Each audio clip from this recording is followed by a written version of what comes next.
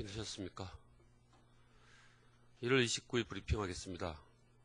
장관께서는 오전 8시부터 국회 국방병력혁신특위 전체회의에 참석 중입니다.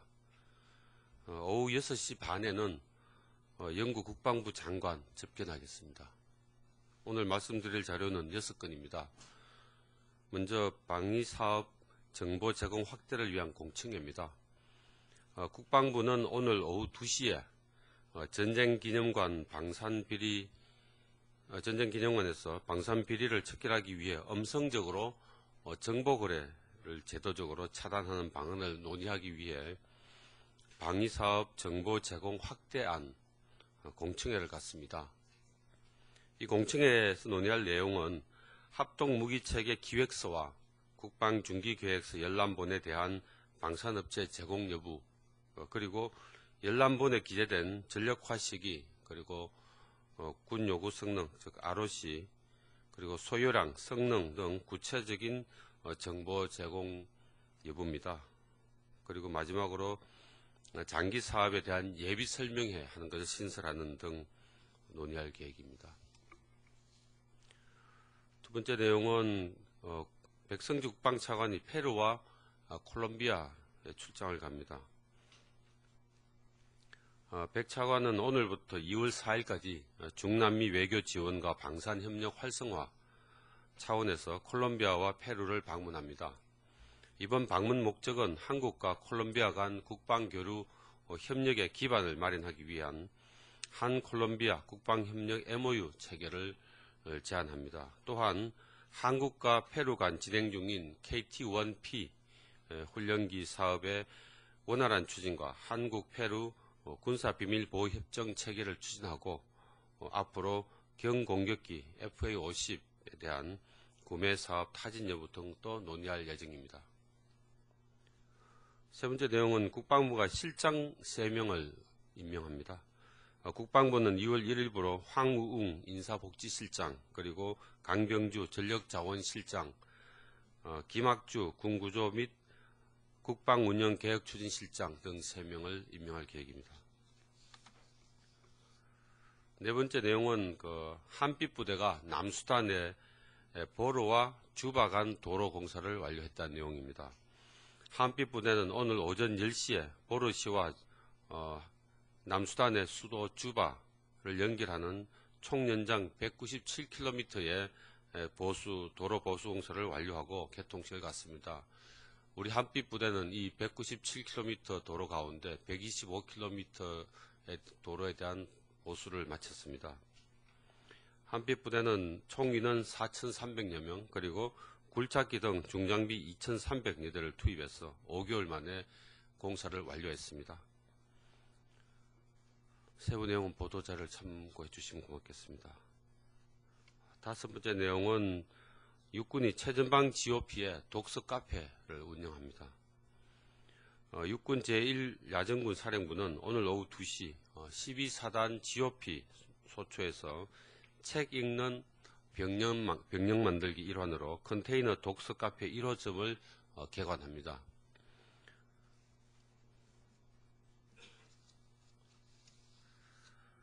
마지막으로 국립현충원이 곡 이동희 선생의 80주기 추모식을 지원합니다.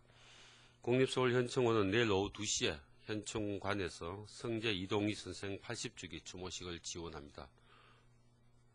자료를 첨가해 주시면 고맙겠고요. 오늘 우리 출입기자분들이 부산 작전기지에서 잠수함 시승 및 자망 체험을 하게 되겠습니다. 질문 있습니까? 예, 세계닷컴 박수찬 기자입니다. 오늘 38노스에서 북한 영변이 원자로가 지금 재가동 초기 단계에 있는 것으로 분석되고 있다라고 밝힌 바 있습니다. 작년에도 한때 북한이 핵실험설도 돌기도 했는데, 군 당국에서 북한의 핵실험이나 이런 원자로 재가동과 관련해서 어느 정도까지 파악을 하고 있는지 좀 알려주셨으면 합니다. 예, 원자로는 재가동하게 되면은 수증기가 나오기 때문에 당연히 알게 됐는데요. 그 내용은 저도 한번 보겠습니다. 다만 북한이 핵실험하는 내용은 지난해 봄에도 초봄에도 그랬지만 항시할 수 있는 단계는 와 있습니다. 하지만 핵실험을 하려면은 마지막 준비 작업을 해야 하는데 현재 그러한 정황은 발견됐다는 보고는 없었습니다.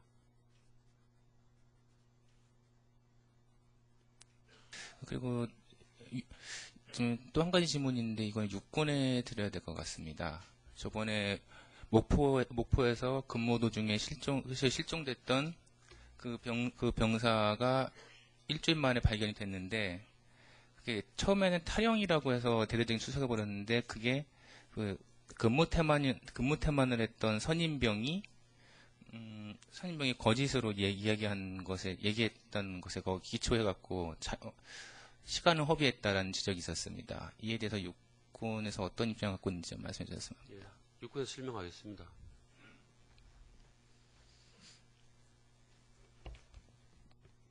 예, 육군 공보과장입니다. 초기 상황에서는 모든 가능성을 열어놓고 수색 및 수사를 실시하였고 그 선임병의 진술 번복 사항은 조사 과정에서 밝혀져서 지난 24일 날 현장에서 수사 결과 발표하면서 그 내용을 포함해서 설명을 드렸습니다. 그 사건 발생 초기에 부모는 탈영 가능성이 탈영 가능성보다는 사고 가능성을 더 높게 주장을 했는데 그 현장의 군 수사관 같은 경우에는 그건 모르는 일이다라면서 자꾸 탈영적으로 자꾸 몰고 갔던 얘기가 있습니다. 그 선임병의 진술만으로 그냥 탈영이라고 단정짓고 며칠 동안 수색을 한 거는 너무 섣부른 행동이 아니었나 하는 얘기도 있습니다. 초기 해당 부대 입장에서는 여러 가지 가능성에 대해서 다 대비를 해야 되는 입장에 있었습니다. 사건 당일 지역에서는 벌써 그곳에서 실족사 할 경우 찾기 힘들다라는 얘기가 돌아서 실족사 가능성도 얘기가 나왔었는데 예. 왜 탈영에 굳이 비중을 둔 이유가 너무 석연치 않다고 생각합니다. 초기에 그 실족사 사고사에 대한 조사 또는 수사도 병행하고 있었고 초기에는 그 총기를 휴대하고 행방불명이 된 상황이기 때문에 그 상황도 대비하는 상황이었습니다. 총기를 가지고 있었지만 실탄은 대신 공포탄을 갖고 있었기 때문에 살상 가능성은 그래도 다른 때보다는 살상 위협은 다른 때보다 많이 낮았다고 봅니다만 아닌가요? 살상 위험은 없지만 총기 휴대 자체가 상당히 좀 2차 피해를 우려할 수 있는 상황이었습니다. 예. 다른 분도 질문해 주시죠. MBN 이곤열 기자입니다. 앞에 한 질문과 이어지는 내용인데요. 어제 그 군 인권센터에서는 이번 사고 관련해서 원래 그 경계 근무를 2인 1조로 경계 근무를 서야 되는데 사고 당시에는 혼자서 근무를 섰다라고 얘기를 했는데 이게 맞는 내용인가요, 혹시?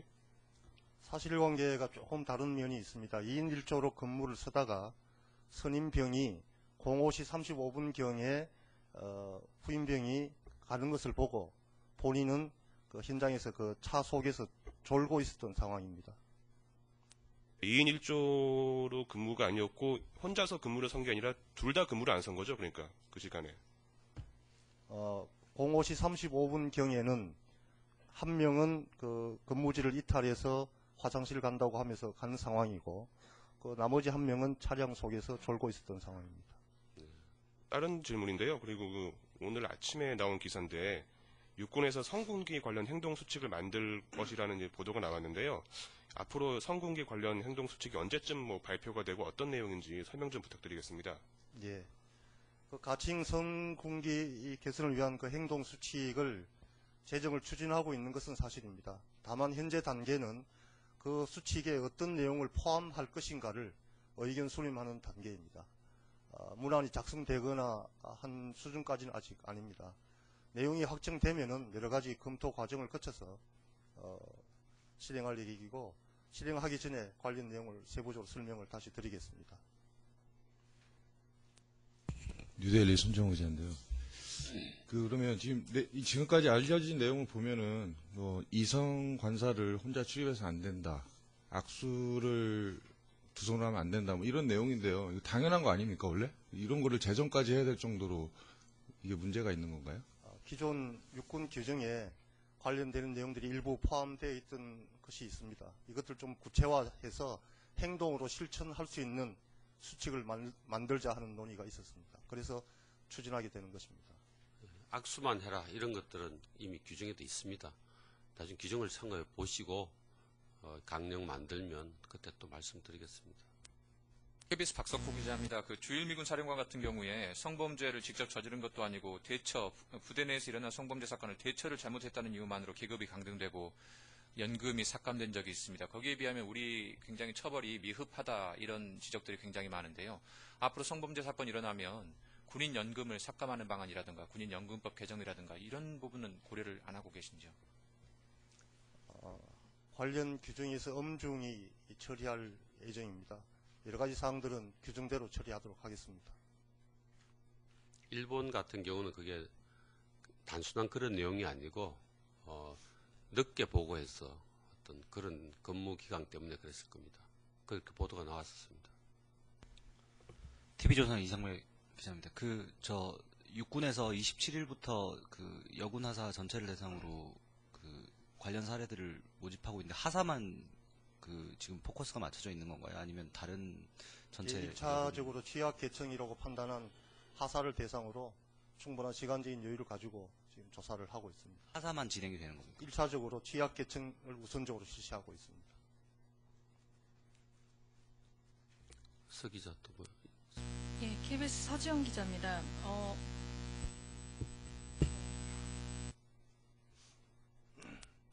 이게 전체적으로 보면 이런 행동수칙 제정이 상당히 이제 남군이라든지 지휘관의 입장에서 제정되는 거 아니냐라는 우려가 나왔었는데요. 그러니까 제가 접촉했던 몇몇 여군들의 의견은 이런 이제 시행이 될 경우에 행동수칙이 오히려 이제 그 상하 간의 자연스러운 접촉이라든지 그 여군 동료나 부하를 받기를 꺼려하는 문화가 확산될 수 있어서 오히려 장기적으로 볼 때는 여군들의 정상적인 군 생활을 어렵게 할 수 있다라는 그런 좀 비판도 나왔는데 이런 부분이 밑에서부터 여군들의 의견이 이제 수렴이 돼서 반영이 되는 것인지 아니면 탁상 공론격이 어떤 편의주의적 발상으로 무조건 접촉을 금지한다든지 이런 것들은 보다 근본적인 대책이 아니라는 그런 지적이 있습니다. 그래서 그 부분에 대해서 좀 의견을 좀 말씀해 주시겠어요? 예, 현재 의견을 수렴하는 단계입니다. 방금 말씀하신 내용 등도 참고해서 수렴토록 하겠습니다.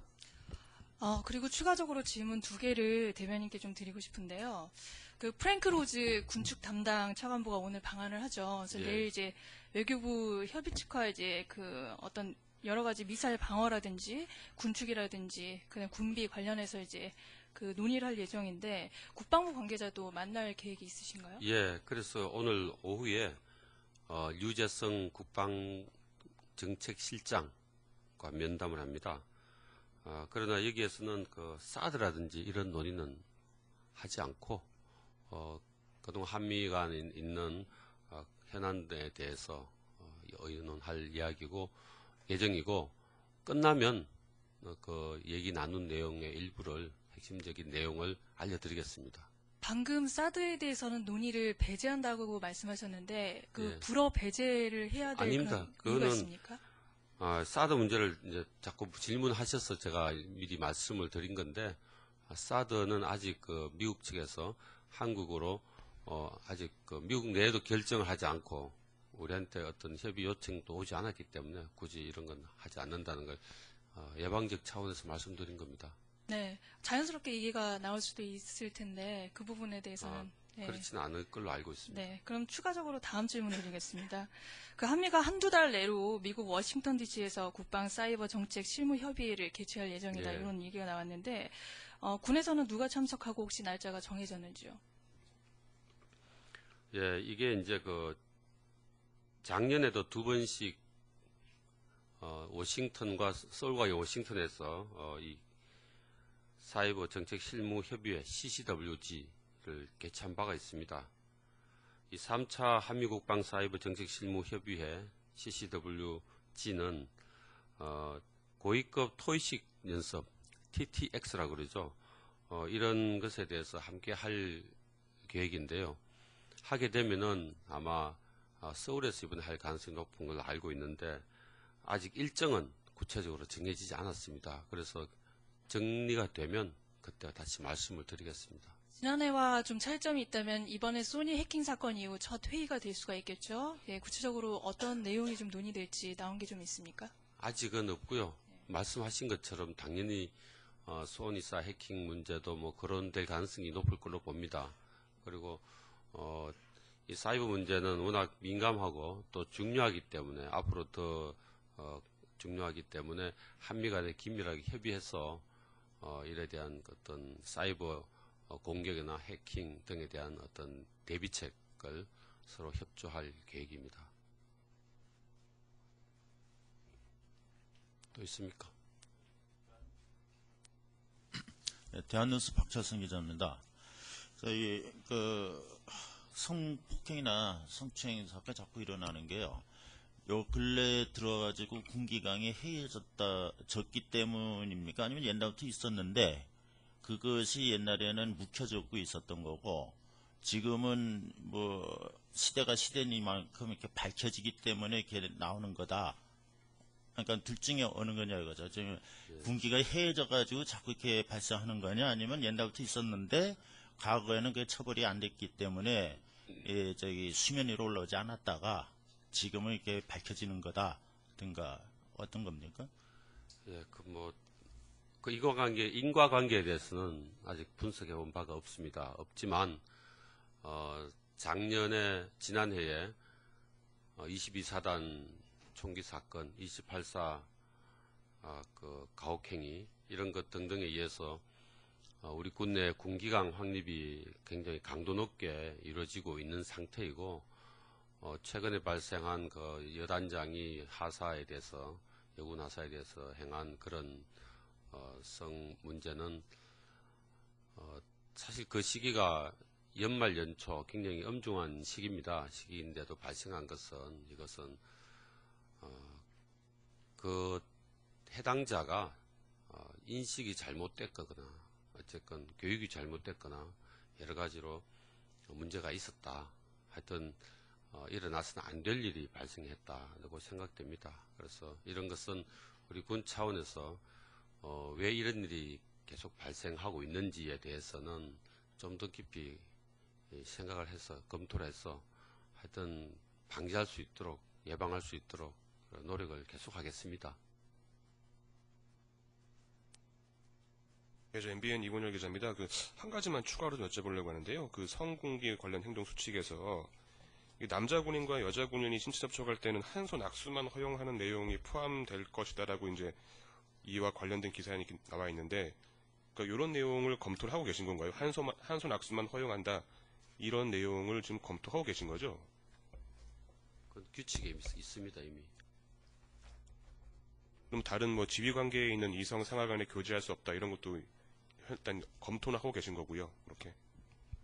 예, 현재 지금 적용되고 있는 육군 규정은 제가 이후에 설명을 다시 드리겠습니다. 그 규정에 성 관련 금지 및 준수사항 해서 금지사항 6개, 또 준수사항 2가지 이렇게 기존 명시되어 있던 사항들이 있습니다.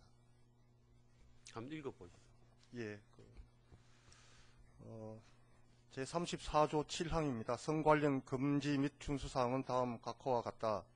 1. 금지사항 여군무원의 의사에 반하는 회식 참석 강요, 회식 시 의도적으로 선임자 옆에 이성을 착석시키는 행위, 음주 관권 등 지나친 음주 행위와 회식 후 이성 간 개별적 술자리 참석 행위, 이성에게 불쾌한 성적 접근이나 요구, 저속한 용어와 음담 패설, 성적인 비유, 이성 간 악수를 제외한 불필요한 신체 접촉 행위, 상하 2단계 지휘 관계와 교관과 피교육생 관계에서의 이성 교제, 요 사항은 금지 사항으로 되어 있고, 준수 사항은 이성 간 사무실 잔류 시 출입문 개방, 이성의 숙소 출입은 원칙적으로 금지하나 공식적인 업무로 출입 시 통보 후 가능하며 22시 이후 출입 제한 이런 사항들은 현재 지금 적용되고 있는 규정에 명시되어 있는 내용들입니다.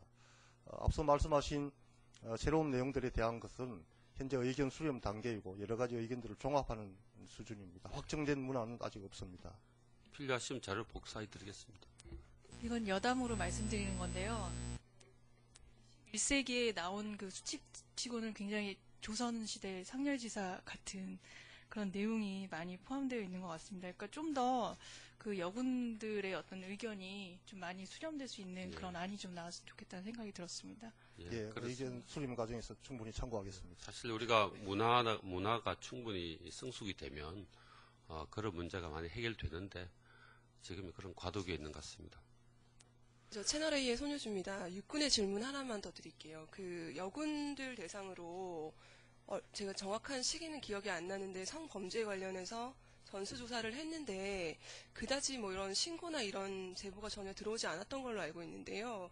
이번에 하는 이 면담 조사는 좀 그때에 비해서 달라진 게 있나요?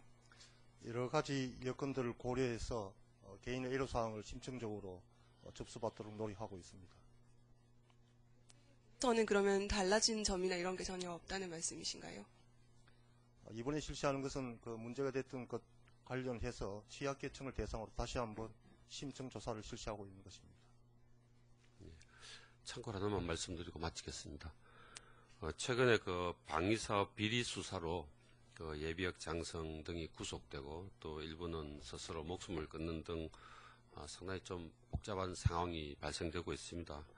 하지만 이러한 수사에도 불구하고 우리 방위산업이 위축되어서는 안 된다라고 하는 게 우리 국방부 공식 입장입니다. 참고해 주시면 고맙겠습니다.